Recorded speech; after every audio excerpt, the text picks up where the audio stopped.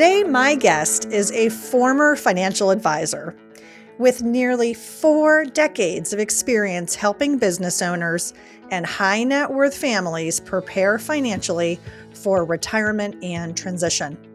After years of guiding clients through successful exits, she experienced a wake-up call that changed the trajectory of her career. That experience led to a powerful realization. Financial planning alone is not enough. The real challenge for many entrepreneurs and founders isn't the money.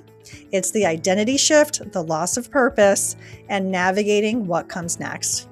Today, she works with business owners, financial advisors, and professional advisors to help people prepare not just financially for transition, but personally and emotionally as well. Welcome to the show, Susan Latremoille, founder of Next Chapter Lifestyle Advisors. Thank you, Laurie. It's so great to be here with you today. I can't wait for our conversation. I'm excited to have you. I want to right off the bat here, talk about a myth. What do you think is the biggest myth people still believe about retirement? You know, we see it all the time where people believe that it's just like sailing off into the sunset, unlimited golf, travel, doing whatever you want, and life will be happy and you'll leave all your problems behind and just sail off into the sunset holding hands with your partner. That couldn't be a bigger myth.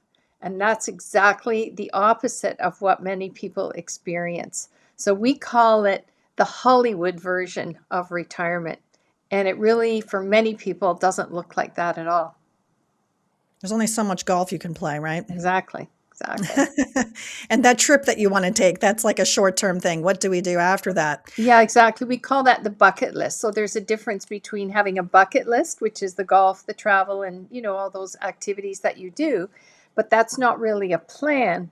The plan is something that has to be thought out and that really should last for the rest of your life, which in many cases for people retiring today could be as much as 20 or 30 years. So differentiating between a bucket list and a plan is really important. A bucket list is part of a plan, but it's not the whole thing. Yeah, that's a really good differentiation. Susan, what was the wake-up call that I talked about in your introduction? Maybe we could talk a little bit about that. What made you realize that traditional retirement planning wasn't enough for business owners? Yeah, so it really reminds me of a client I worked with when I was a financial advisor. I'd worked with him for a couple of decades. And, we'd meet periodically 3-4 times a year to discuss his investments. And then finally, he started to talk about selling the company and his own retirement.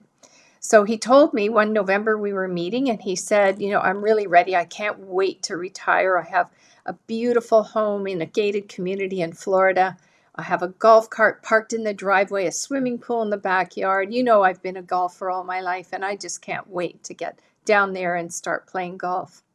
So I wished him well, and he went down to his beautiful home in Florida, and I actually didn't see him until he came back in April. And I was waiting for him for our meeting, and he walked in, and I was totally expecting to see this tanned, happy, healthy man, just someone that was so thrilled to be living the dream that he had for his own retirement. But instead, oh my goodness, I found a man who was not looking happy at all. In fact, he was actually depressed. He didn't look that healthy. And his shoulders were kind of slumped and his head was down. And I said, Alan, what's wrong? He said, I'm so bored with the same guys I'm playing golf with every single day. He said, I thought when I played all the time, my golf game would get better, and it hasn't. And besides that, I've injured my shoulder and I really can't play very much now. So at that moment, I knew Alan was not a happy camper at all. He was totally disillusioned with this idea that he had of how he wanted to live his retirement life.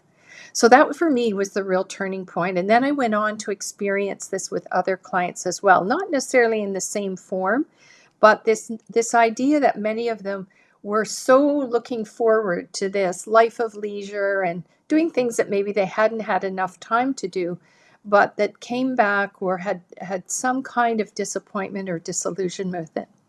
And so that's what really prompted me to say, I need to change this. I need to change it for the financial services industry, and I need to change it for the clients that I serve and the clients that other advisors serve. And that's what really led to my own exit, which was selling my practice and starting Next Chapter Lifestyle Advisors.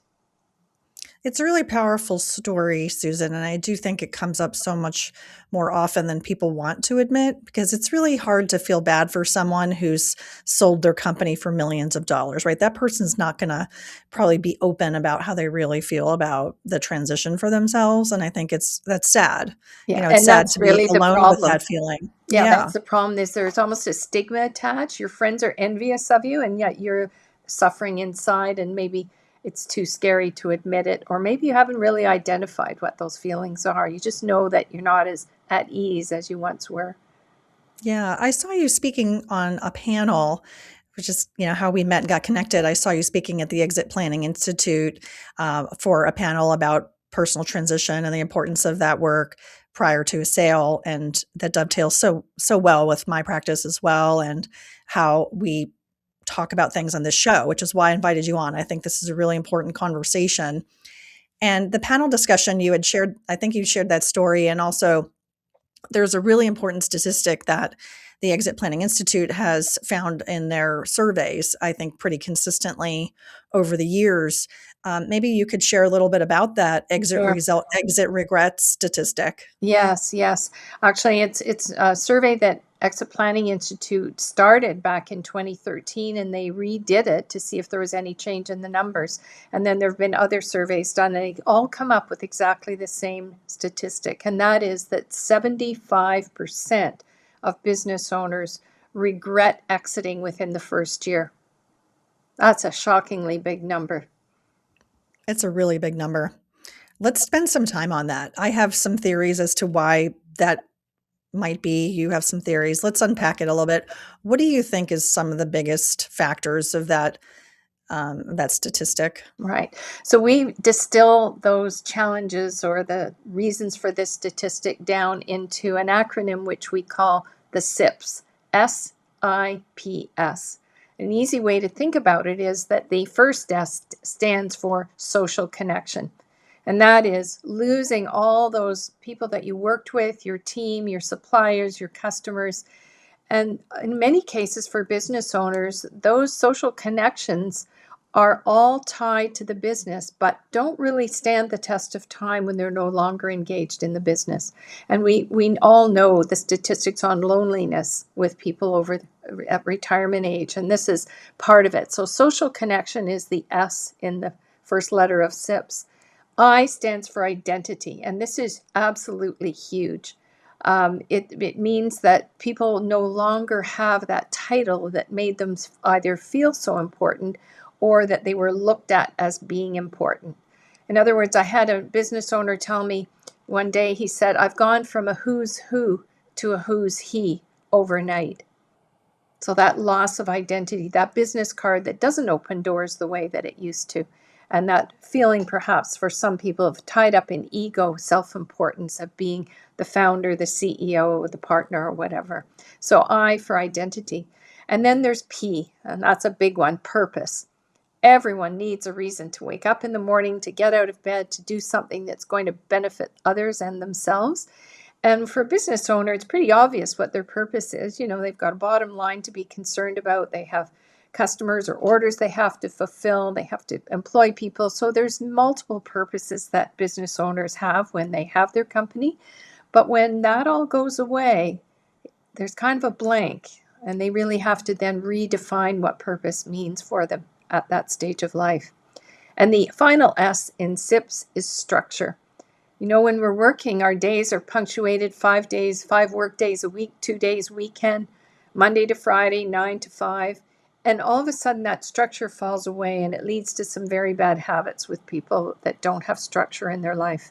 Think of it this way: when you actually exit, instead of having a few hours on either side of the workday and a weekend, let's say if you don't work weekends, as many business owners do, that's 21 time slots a week, morning, afternoon, and evening, 7 days a week. So that structure really needs to be put in place to take the place of what was the informed or imposed structure that you had before those. So the SIPs are the key challenges that business owners experience. And then to add on to that, if someone has been a particularly high achiever, they're probably used to having status, power, industry recognition, a high sense of achievement. And all of that, again, drops away when someone exits. So those are the major challenges that we see. And I would say identity and purpose are the key ones, although these other ones are not to be overlooked as well. Yeah, I totally agree. I like the summary that you've outlined there with that acronym. And some of the stories that have been shared with me over the years. The community aspect is part of that. You know, the stature and the community. Just a simple example of a company that sponsors the baseball teams, and the logo is on the T-shirt, and especially if it's a family business and that name is on the T-shirt, everybody knows who you are when you walk around. There was a gentleman who was part of a fourth generation bleach, like a consumer product that you could buy in the supermarket. And when they sold the business, he said he was so emotional about it. He couldn't walk down that aisle in the grocery store. He just couldn't stomach it. Mm-hmm. And it was his story that he shared, and he said he admitted that he was in depression. Mm-hmm. It was very hard to go through that transition. If he knew the phrase that you shared about, I went from he to who, I think he felt like that. Mm-hmm. That would have been his case study exactly. And I think back to the family business notion. And when your name's on the door, which I think is maybe 20% of companies out there in the private sector, it's a pretty big number. Mm-hmm. And if your name's on it, and then your company gets sold, and everybody thinks that or if you're the founder, it's their baby, right? You hear a lot of people talking that way, and so yeah, if you have a part of your body that's no longer part of you, it just feels empty. It can feel really empty. Exactly. And as you say, it Social really is their relationships, like you baby. said too. Yeah, their It really is baby. their baby. So then Yeah. that leads to, you mentioned the word, he was depressed or down when he walked through the grocery aisles.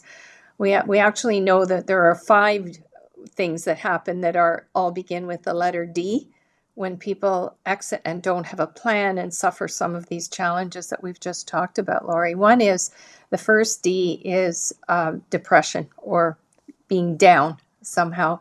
That often can be lead to other negative consequences. The second D would be disagreement. Sometimes, the new owners or the new managers, leaders of the company, you don't necessarily agree. The outgoing owner doesn't necessarily agree with the way they're doing things. So that can lead to disagreement on the work front, but it can also lead to disagreement at home if spouses are not on the same page, which leads to the third D, which is divorce. And that happens way too much with couples. And oftentimes it's the catalyst of retirement that is the underlying cause of them to get divorced. The fourth D is disability. We've all heard of people that retire and then they have a heart attack, or they have some kind of major health impact. And then finally, of course, is early onset death. Death is the fifth D. And again, we've heard of people that die within a year or two after they retire, and it's often because of those losses, the loss of purpose, nothing really to live for, and the depression and so on. So I don't want to paint a really negative picture here, but these are real challenges and consequences that people face. And we have a theory that the higher their level of achievement, the harder they fall. So, I mean, if you've lived your life, in a low-paying, boring job, you probably can't wait to have that freedom. But if your business or your career has been a major part of your life's journey and your satisfaction, these are real losses that people do experience. Yeah, I appreciate that we're putting a spotlight on this, Susan, because one of the things I usually talk about is sort of the head, heart, and wallet of the business transition, personal transition process. And it's very not easy, but it's easier to talk about money, right? That's the wallet part. And maybe how you think about things is sort of the next one. Okay, so what is this going to do for me? What's the tax implications? What's the money side of it? Very transactional. And we have advisors who can help us on the understanding the numbers. and we're looking at spreadsheets. And then how do I think about it? Okay, well, maybe you can talk to some friends and maybe there's some confidants and maybe you're part of leadership groups like Vistage or YPO, and that's helpful. But then the heart, I think, is the hardest part. And I think that's the part that I see people just, they're kicking the can. They're just not talking about it. It almost feels like taboo. They can't bring it up. And then it just gets pushed down and aside and, oh, I'll figure that out later. Right. And so I think from this part of the conversation, I want to talk about how do you help owners, founders, thrive, after the exit, and Mhm. what differentiates them from folks who struggle with that regret or loss of identity. Right. Well, I think it first starts with the realization that this bears planning, just like the exit from their business or having a financial plan. And, most advisors are trained in a technical discipline. They're financial advisors, they're CPAs, they have a technical focus. And so for them to start to feel that they're stepping out of their lane, so to speak, this becomes a challenge for the advisor to actually acknowledge that there's a heart part of it. And some people misname it as the soft stuff. I don't think it's soft at all. I think it's actually pretty concrete, pretty hard stuff. It's just that it gets that bad rap of being sort of soft or fuzzy. But the way that we help people is that we have developed over the years our next chapter game plan process. So this is a 5-step, it's a repeatable process. We've done it many times, and we take people through this. The first step really involves knowing yourself, because when you retire, and I'm sure some of your listeners have experienced that, everyone else has an idea of what you should be doing. You should be volunteering. You should be on my board. You should be babysitting the grandkids.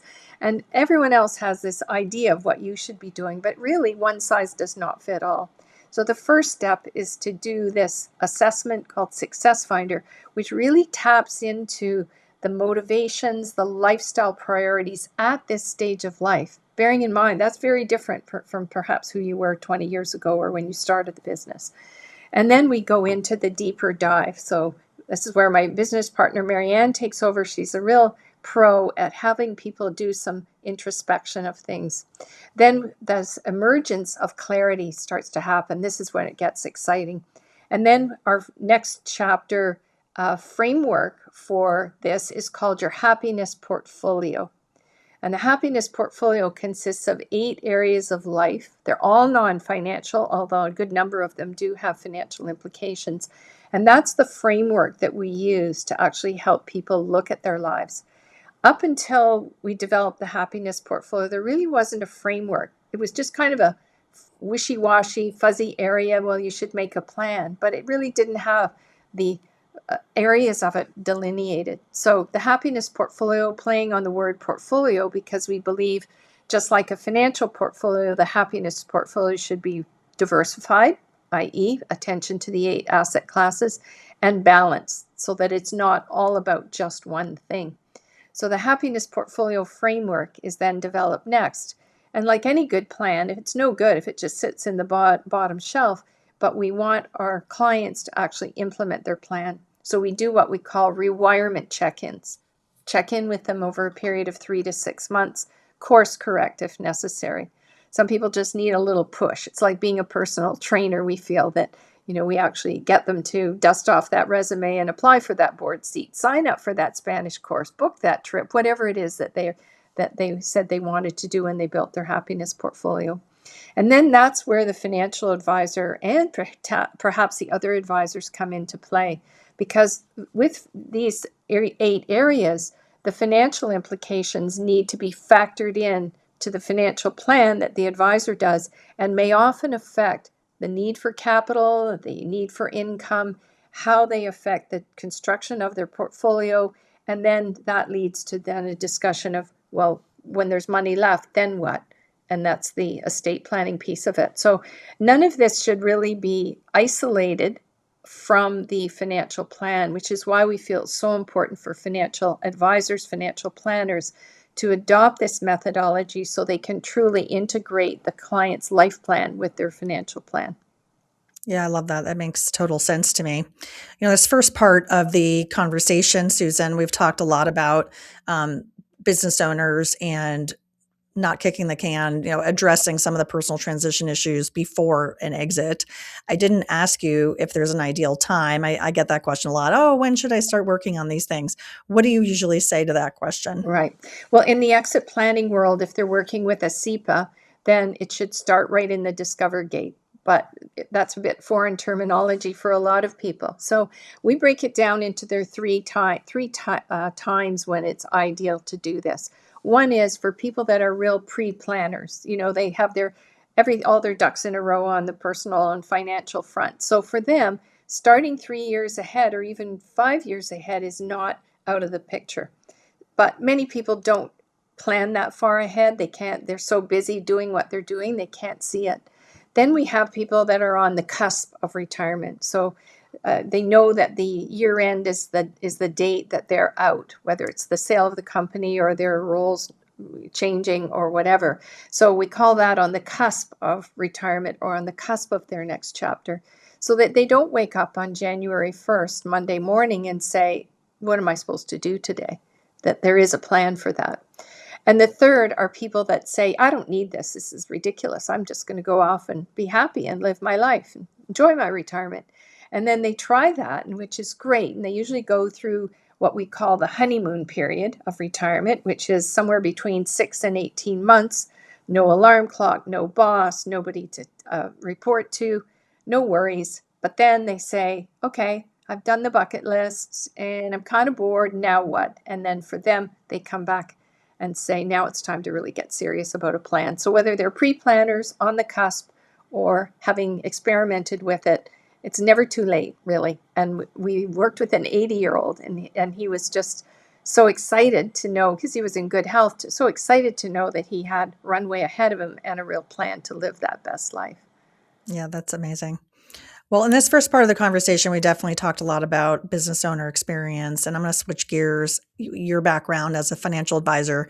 If we have our financial advisor audience, I'm going to say, yes, this is now for you. We're talking to you because I think there's something interesting in your story that we can share. We haven't talked about it yet.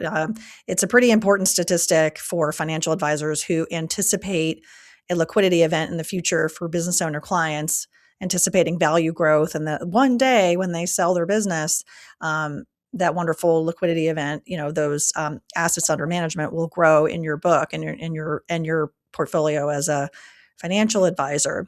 When you were on stage at the Exit Planning Institute Summit, you had shared a story that was to the contrary. And I was hoping that we could chat a little bit about that. Can you share that story with me? Sure. That's the story of Doug, who was a very successful business owner. He had an aerospace parts company, and I was his financial advisor for his few $1 million of retirement money, but the rest of his wealth was tied up in the business. And I didn't know about this side of planning when I was working with Doug. I wish I had, but what happened was that he worked with another bank, I was with an independent firm. He went to a full service banking firm that was helping him sell the company. So during that sale process, I really didn't have much of a role at all. There was nothing much to do on the retirement side, and I wasn't involved at all in the transaction.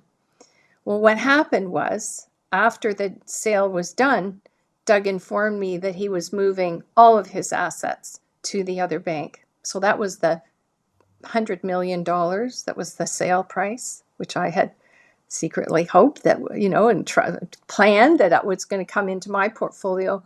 But instead, I lost everything to the other firm. And I realized the wake-up call for me at that moment in time was that I had no role to play with Doug beyond just managing his money. And had I talked to Doug about what he was going to do after the company was no longer his baby and helped him make a plan for how life was going to unfold, I would have had a reason to stay engaged. And I dare say he would have looked at the other organization as simply the transaction place, but that the long-term relationship that was going to transcend the transaction was going to be with me.